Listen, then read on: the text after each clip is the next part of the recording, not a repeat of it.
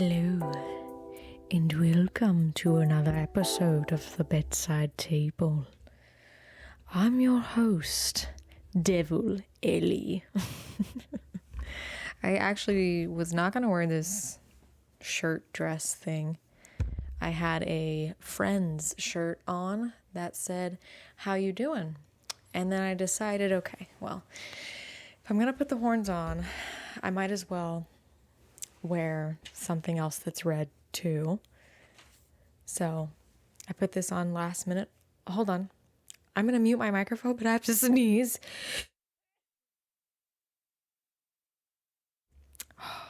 Luckily, it was just one, which is crazy to me because I have this light, I have a sunset light on, and I have another bright lamp on.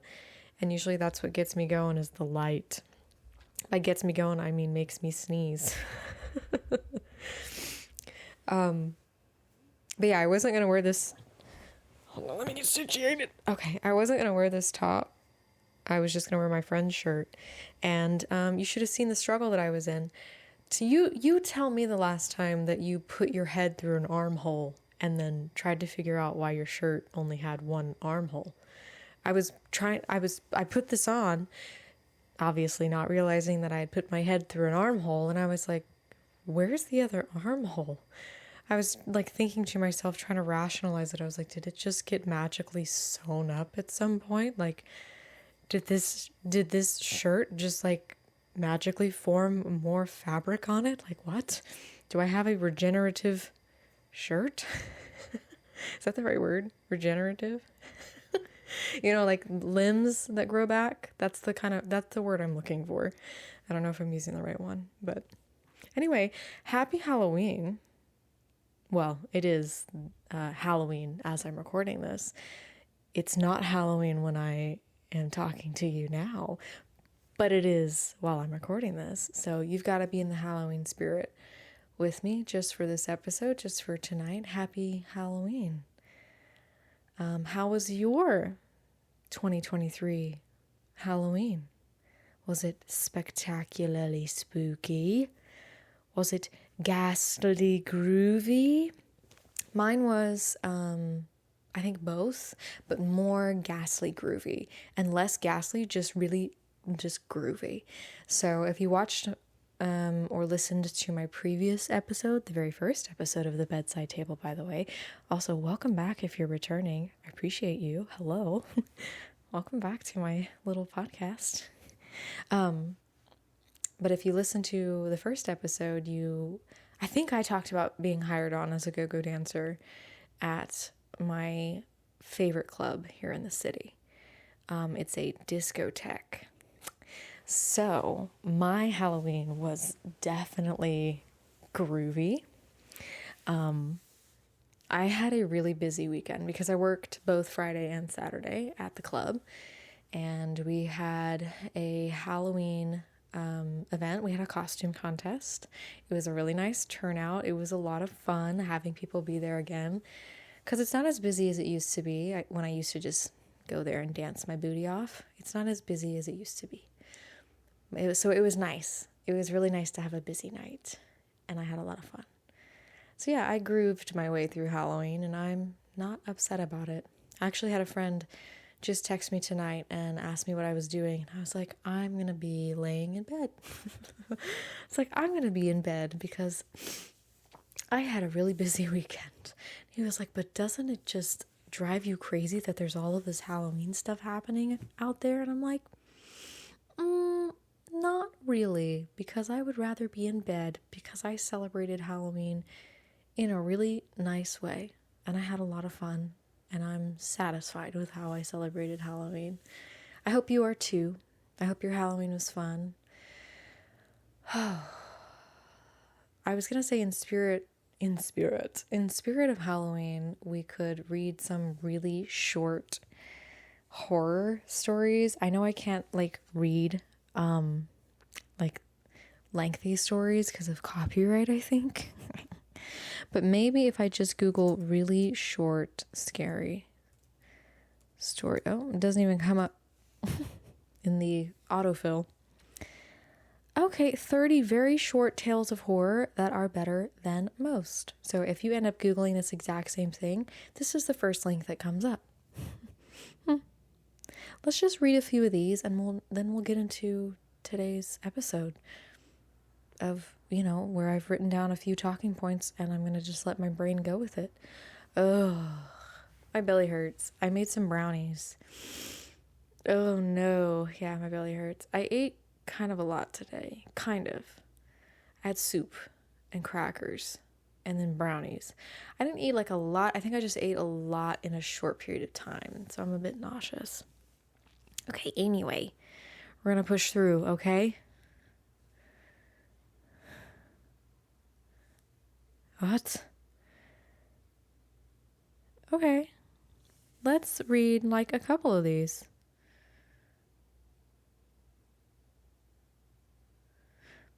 All right. I'm going to pick this one.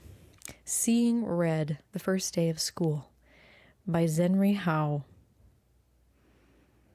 Oh, God. It's such a rush to see them and know their time is numbered. Oh, God. Okay. Everyone loves the first day of school, right? New year, new classes, new friends.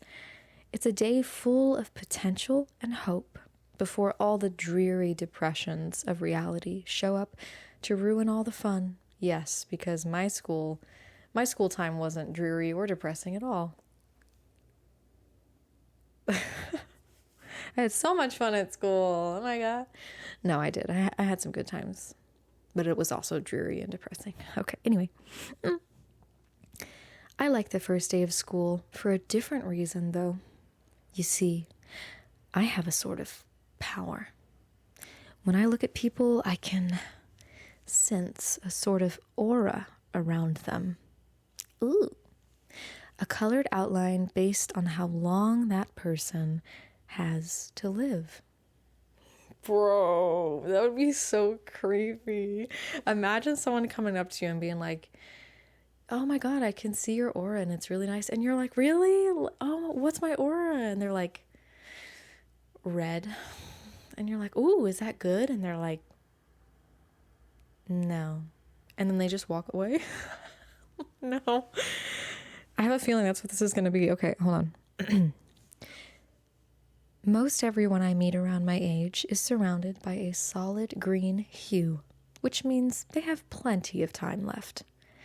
A fair amount of them have a yellow-orangish tinge to their auras, which tends to mean a car crash or some other tragedy.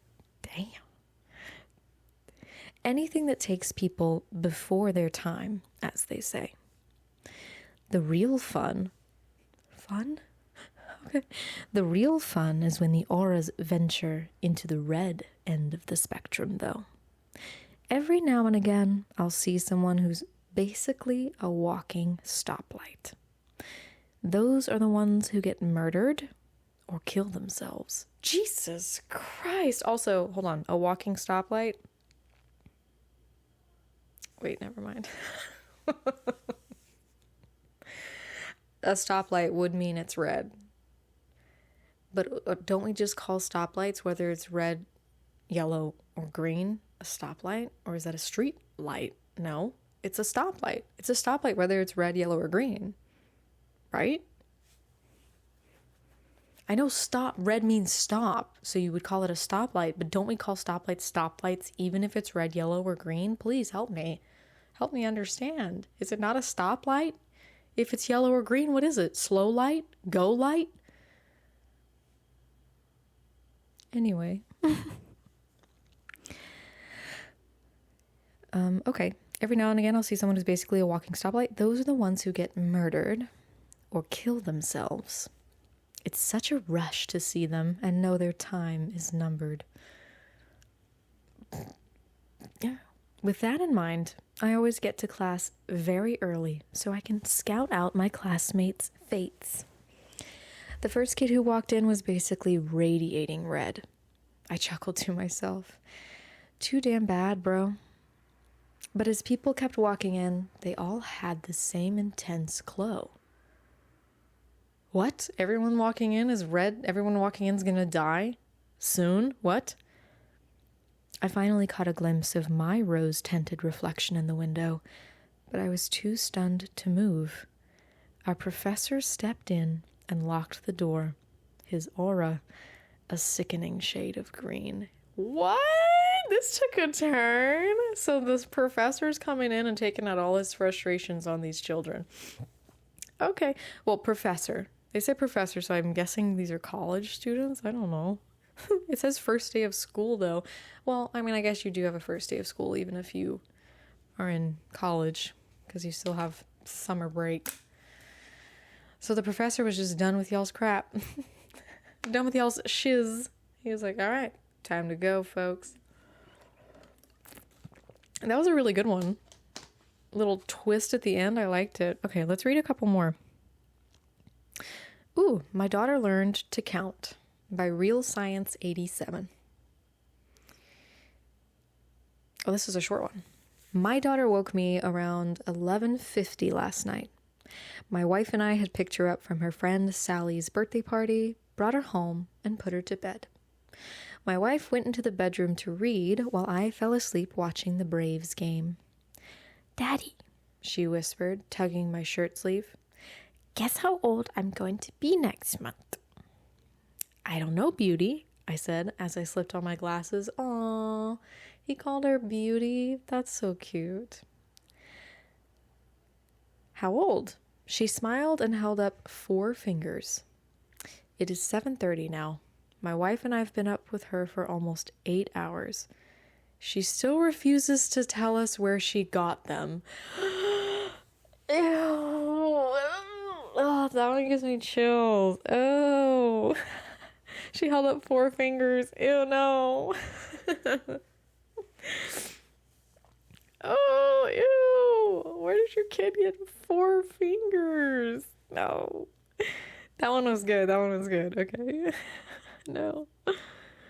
Okay, one more. That was good. Ew. But good. But ew. This one is There's No Reason to Be Afraid by Whoever Fights Monster. When my sister Betsy and I were kids, our family lived for a while in a charming old farmhouse. We loved exploring its dusty corners and climbing the apple tree in the backyard. But our favorite thing was the ghost.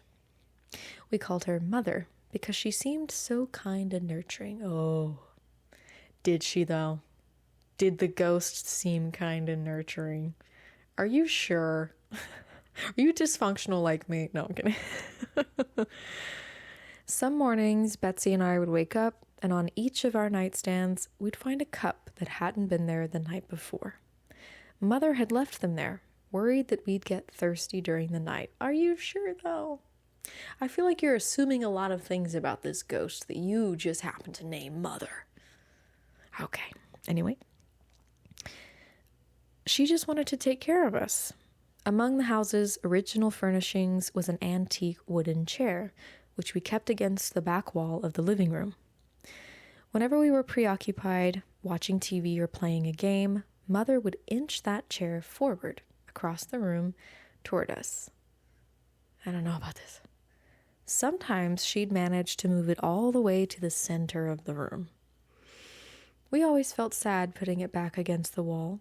Mother just wanted to be near us. I don't know about that. Years later, long after we'd moved out, I found an old newspaper article about the farmhouse's original occupant, a widow.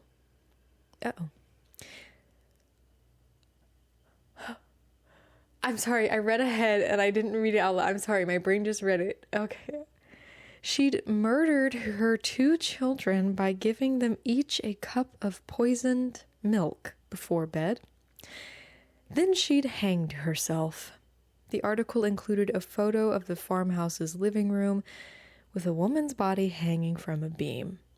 Beneath her, knocked over, was that old wooden chair placed exactly in the center of the room.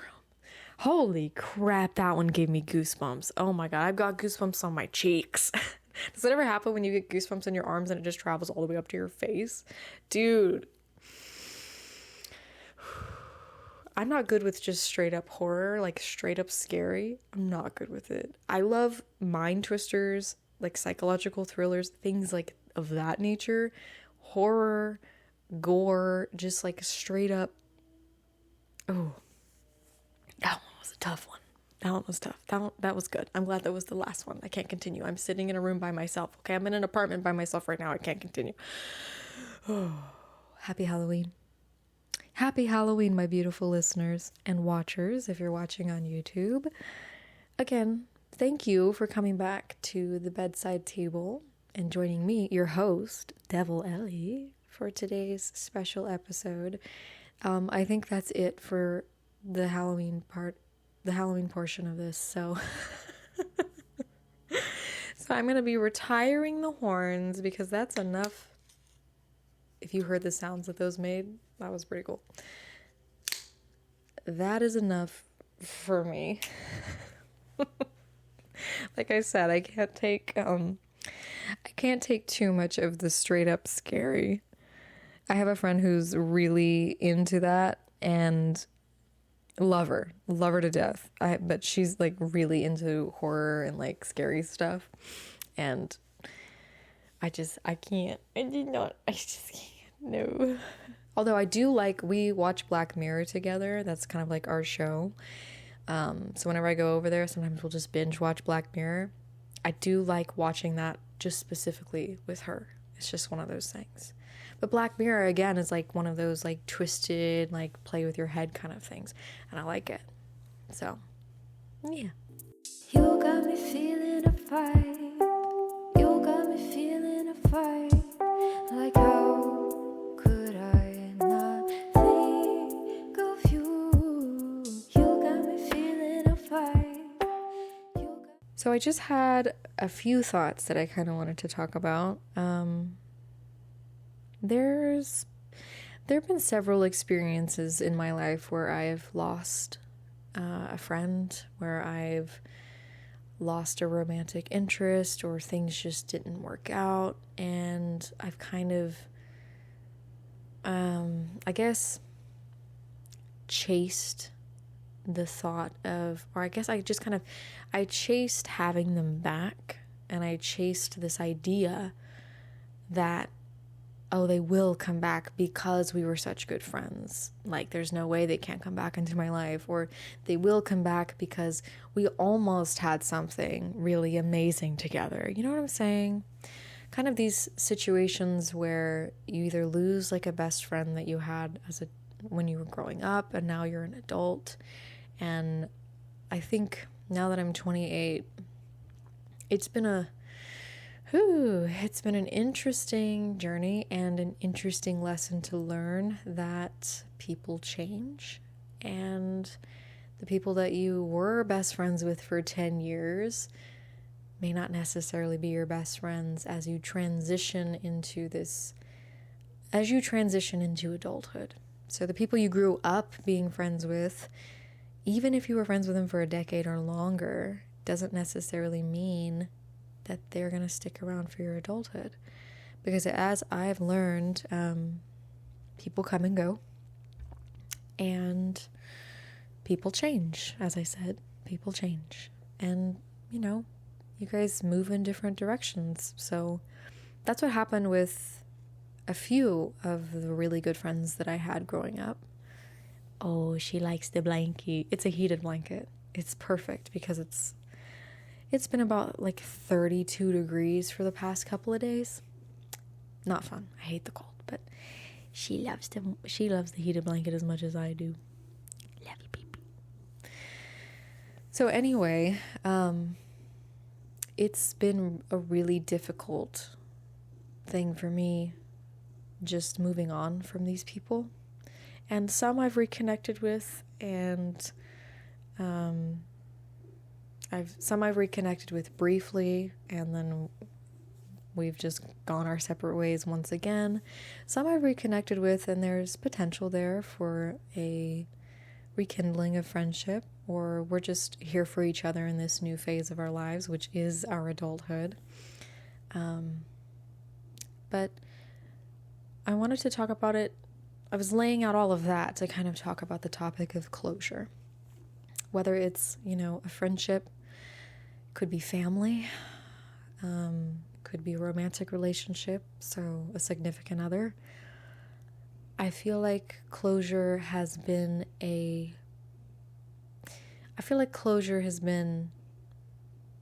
absent from my life, perhaps because I've looked at it in the wrong way, or I've seeked it out.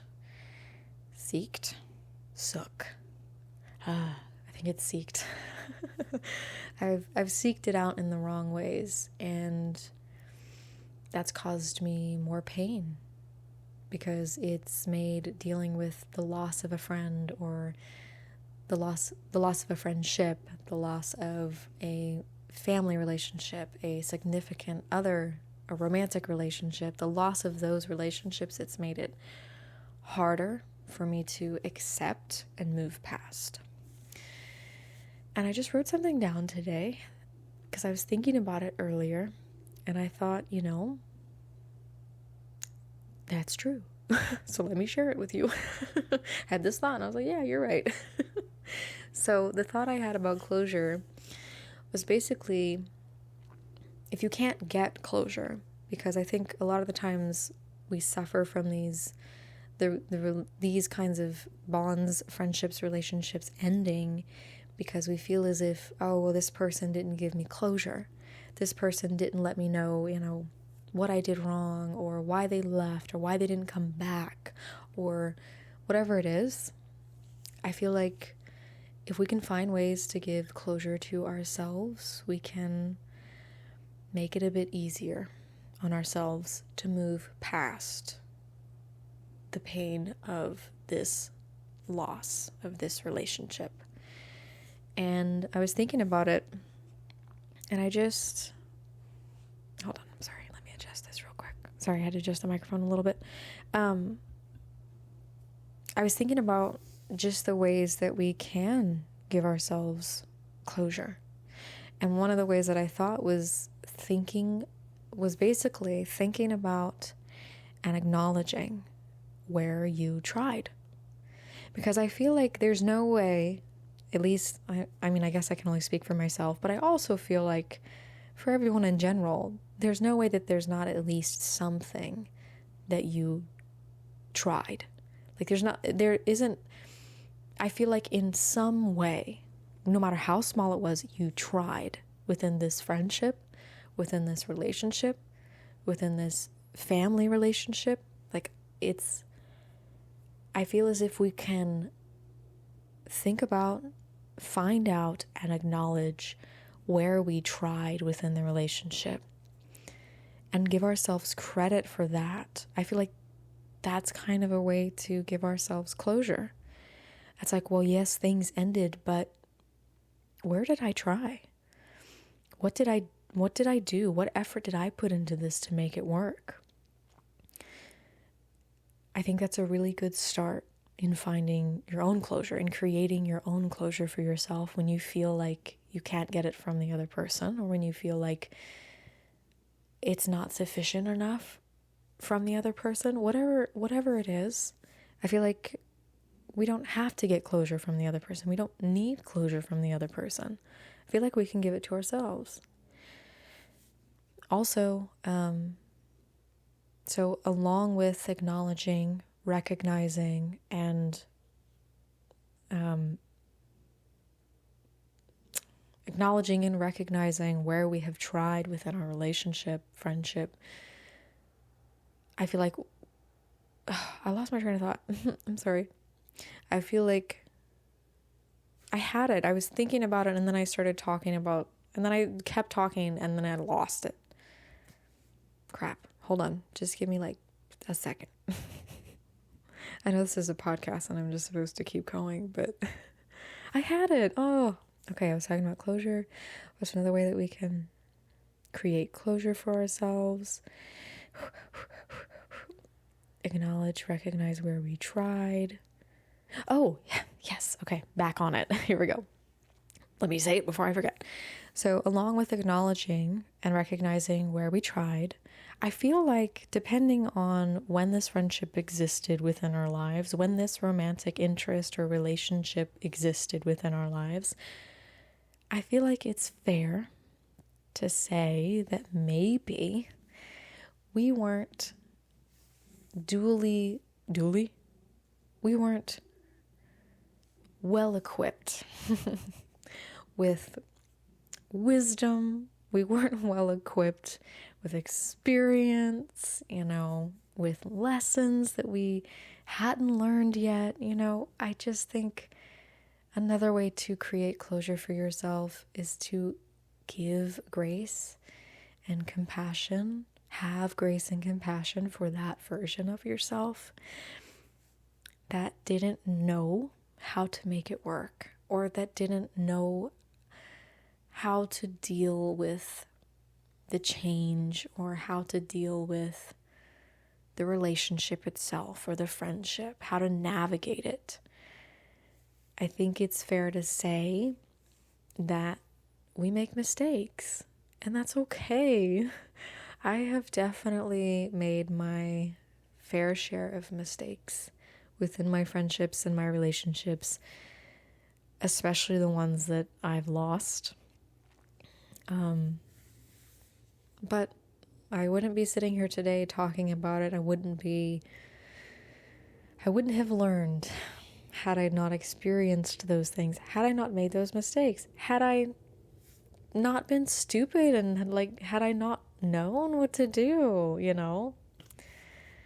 So I have to give grace and compassion to that version of myself that, yes, did try, but just may not have known, that definitely didn't know all that there was to make a friendship, a relationship, a bond work.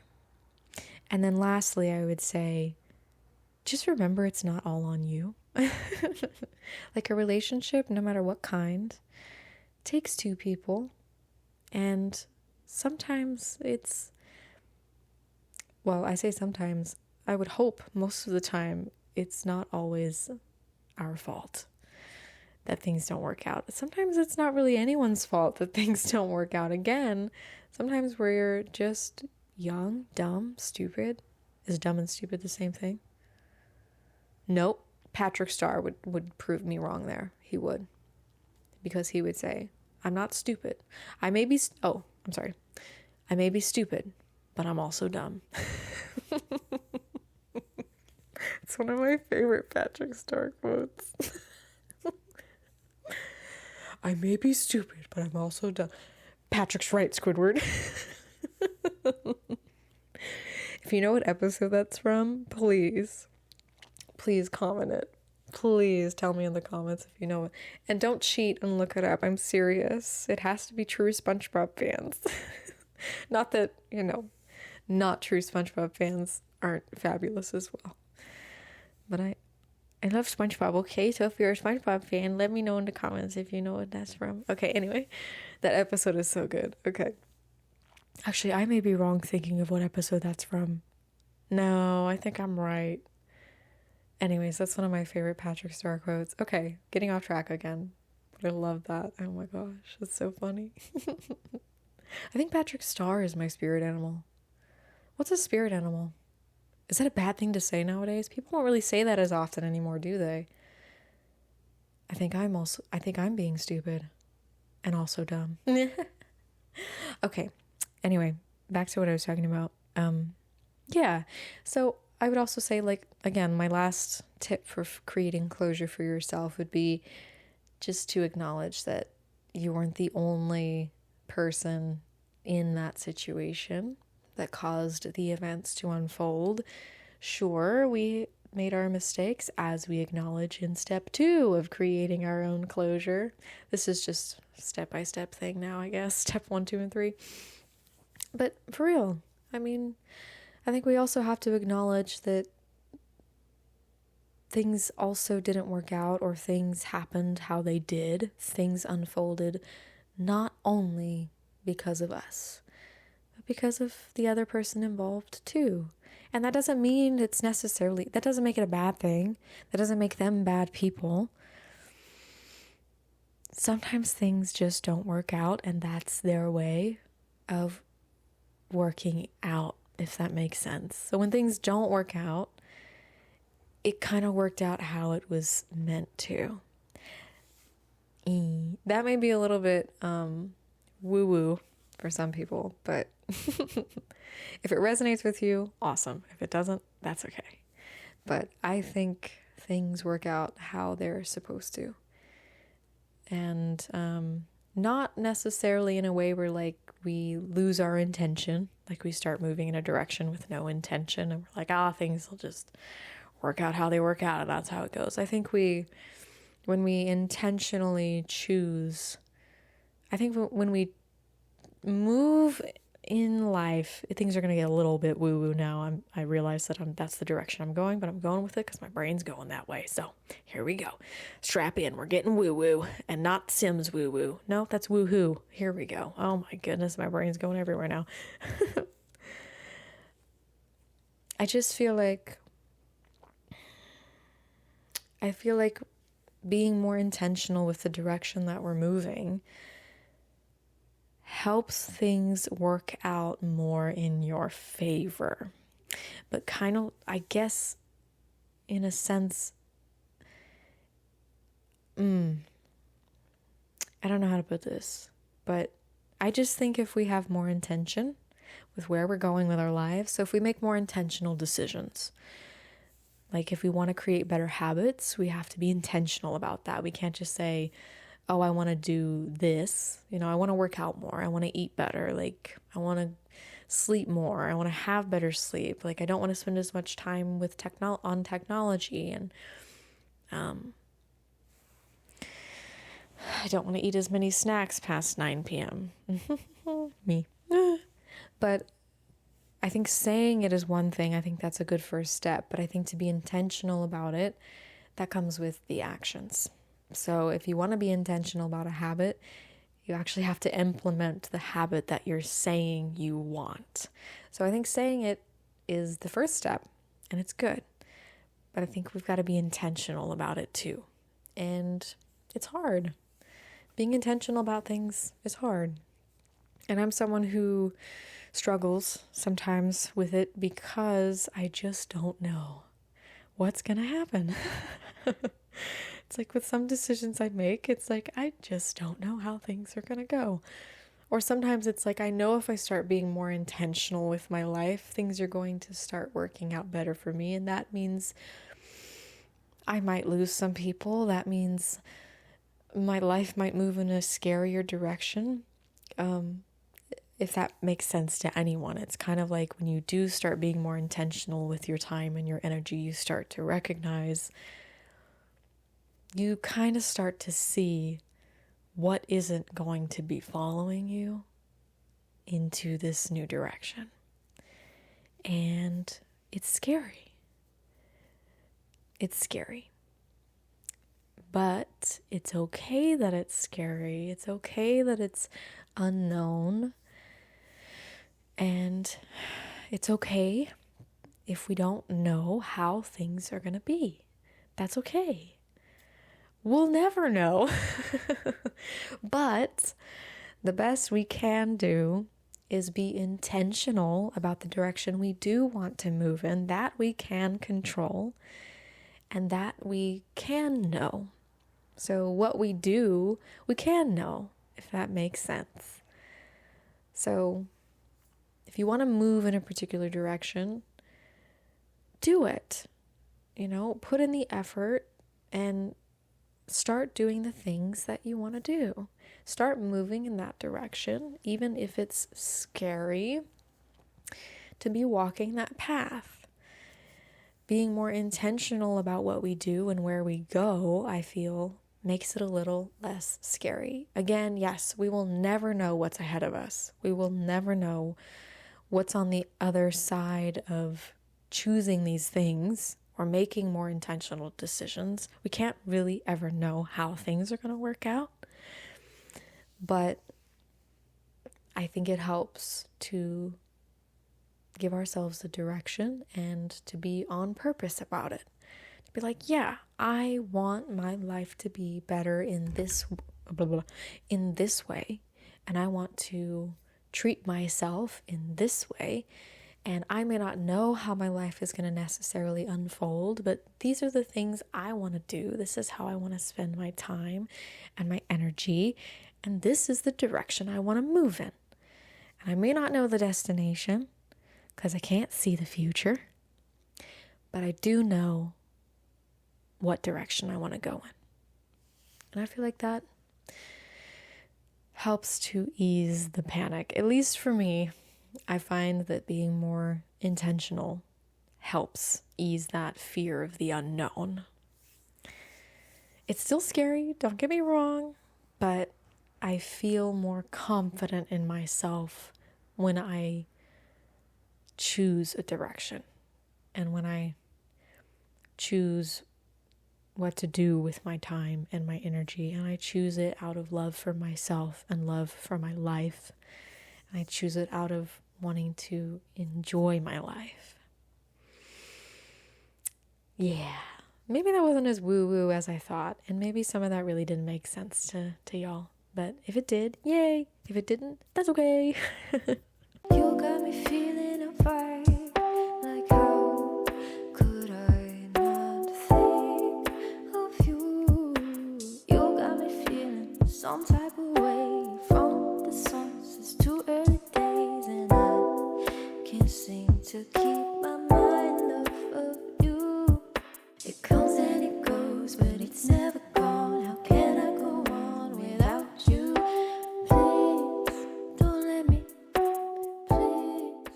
I spoke with a friend today. If you're listening and you can't see, my cat is laying on my lap. And she's taking a nice little nap, and she's so soft and she's so comfortable.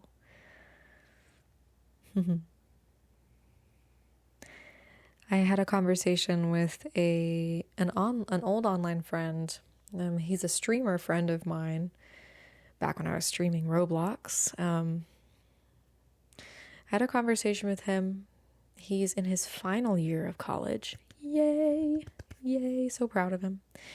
And he was talking about progressing, like always progressing, making sure you're always progressing. And I've been in that mindset before and still am some of the time. But I remember I sent him a message back and I said, well, for me, I think it's about finding a balance between productivity and rest. And I think what's interesting about that is you don't really learn when you need to rest until you get into like an overproductive mindset. So you kind of have to like burn yourself out. For me, I think I've burnt myself out more than once. And I'll probably do it again. But that's how you learn. That's how you learn when you need to rest. It's how you start to become aware and you become a bit more observational of how you're feeling when you're reaching that point of like, okay, I think today I need to rest. Or, okay, I think today I need to be more productive. I think today I can work on more things, or I can work on this thing. And I think throughout my journey, which I'm still currently on, throughout my creative journey of trying so many different things and overwhelming myself and then completely falling into slumps of like just creative slumps of like not doing anything. What is in my hair? There's something crusty in my hair. I'm sorry. I don't know what it is. I made eggs this morning. I can't tell. It just seems like my hair got dipped into something. And it probably did. But so I've, in my creative journey, I've definitely been overproductive where I've burnt myself out plenty of times. And I've also had creative slumps where it's like, I do want to do things, but I just can't get myself to do them. And I kind of psych myself out sometimes because I'm like, okay, if I'm not productive, I need to be productive. I need to be creating something. If I'm not creating something, I'm not living my life as a creator. And this is what I want to do and all this. And then I do nothing. So I'm still on the journey, and I'll forever be on the creator journey. And I love it. But I love that I'm learning when I need to rest and when I'm feeling good to be productive. It's also not always about feeling good too, because the funny thing, at least it happens with me, and I'm sure I'm not the only one. The funny thing is, like, when I want to create or do something, it's like I have this desire to do it, but then there's also this reluctance and like this pushback to not do it. Like, what the heck, brain? What the heck? It's like, 'cause just like with this podcast episode, I started feeling like I didn't want to record it today. Here's what I did. And this circles back to me being intentional about what I want to do with my time and my energy, because feelings of unmotivation and feelings of reluctance are always going to occur. Maybe not at the same strengths or in the same circumstances, but I feel like there will always be these feelings of pushback, these feelings of unmotivation. I don't know if I'm just using it. I don't know if that's the right word. But here's what I did. This morning I got up and I was going to work on music. Didn't end up working on music. Ended up doing something else entirely. I think, oh yeah, I set up my microphone today, right where it is. This morning when I got up, I made my bed, brushed my teeth, and then I set up my microphone and I was like, hey, I might record a cover today. I might work on some music, so I'll probably need my microphone if I want to sing vocals or something like that. And then I'll have it ready for when I want to do my podcast episode later today. So I had this intention. I did this thing, just this simple thing of setting my microphone up. And throughout the day, I was like, I started feeling this reluctance, and I started feeling like I don't even know if I want to record anymore. And before I even set up my phone to record, I was just like, do I even want to? But the microphone being there, and then I set my phone up, even with these feelings of reluctance, even with these feelings of pushback, I'm like, my microphone's already set up. I'll put my light up. I'll just set it up. I'll get it ready, and I'll set my phone up. And by that point, I'll probably want to do it. At that point, I'm sure I'll feel like sitting down after I get it set up and I'm intentional about doing it. I'll probably feel more like doing it. And guess what? I'm here doing it. And it's not always as simple as that. But I'm learning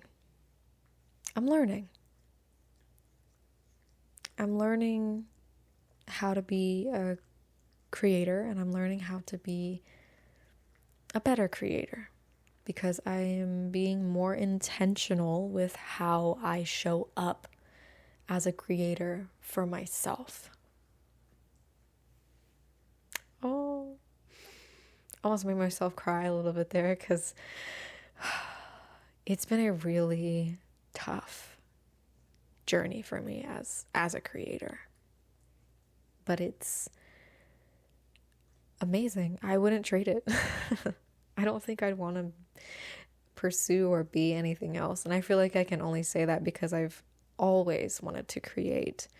I've always found such joy in creative expression, and not even just this, videos, photography, art, painting, drawing, sketching, plays, music. There's just, oh my goodness. There are just so many ways to creatively express ourselves. And I feel like I think it's the best way to express yourself is just find something creative and pour yourself into it. Just pour yourself into it. Oh. Anyway. Yeah. So I'm proud. I'm proud of myself for continuing on this journey as a creator through the highs and the lows and the ups and the downs. I think those are the same things. That's okay. Through all of it, I wouldn't want to be anything else. And that feels really good to say about myself. Oh my gosh. I'm sorry. It has also been a long emotional week. I'm going through some things, and it's kind of another reason why I'm really happy I sat down and did this today. Yeah, cool. Okay.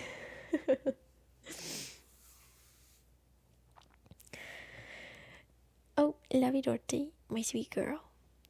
I had one more thing written down, but I think I like where this ended up here. But I do think I want to end on a note of just saying, be kind. Be kind to each other. You really, I mean, I know this is a cliche thing, and I know we've all heard this before, but it's so true. We just really never know what's going on in someone else's world and someone else's life. And I think the most we can do for people, regardless of what we are going through too, is to just be kind.